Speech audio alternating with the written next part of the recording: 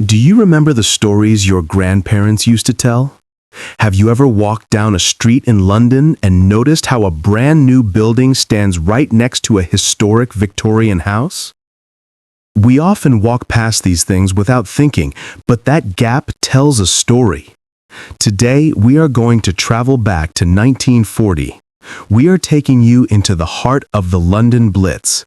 This is the true story of survival, the Blackout, and the incredible courage of ordinary civilians who faced the darkest nights in British history. It all began on a sunny Saturday afternoon, September 7th, 1940.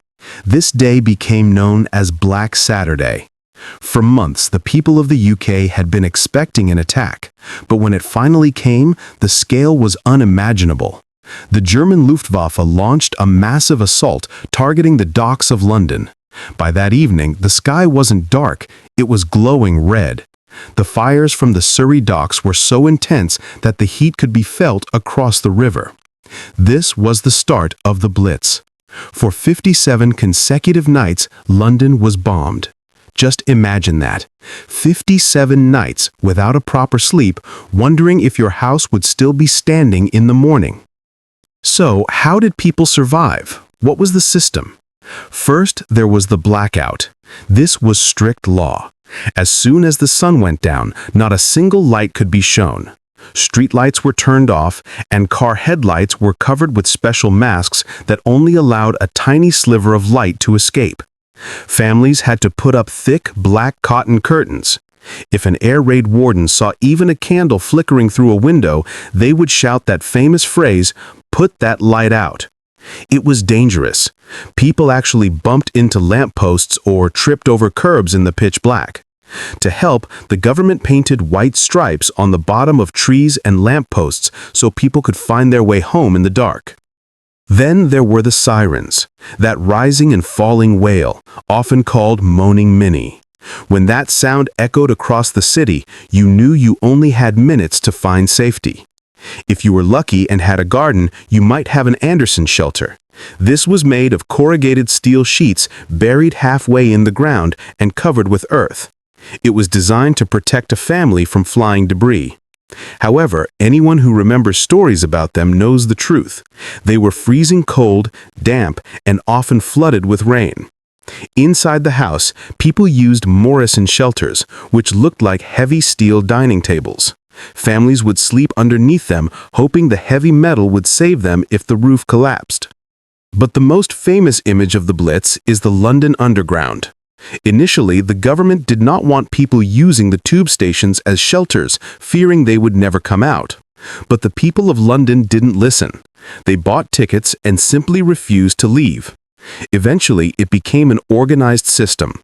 Thousands of families slept on the platforms every night. There was a unique spirit down there.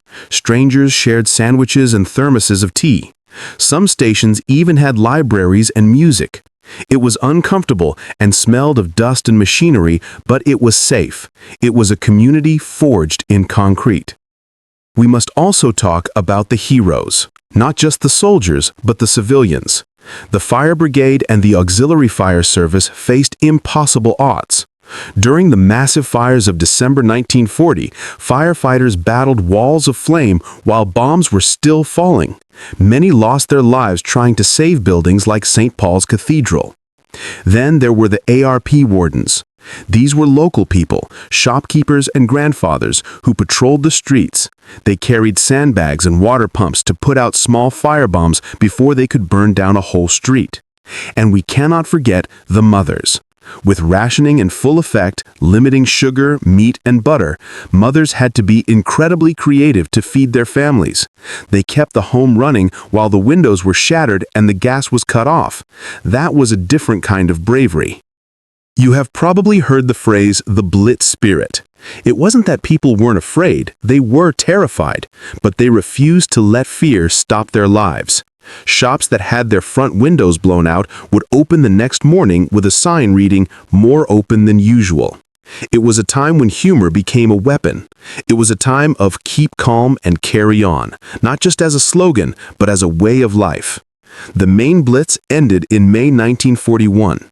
By the end, over 40,000 civilians had been killed and more than 1 million homes were destroyed.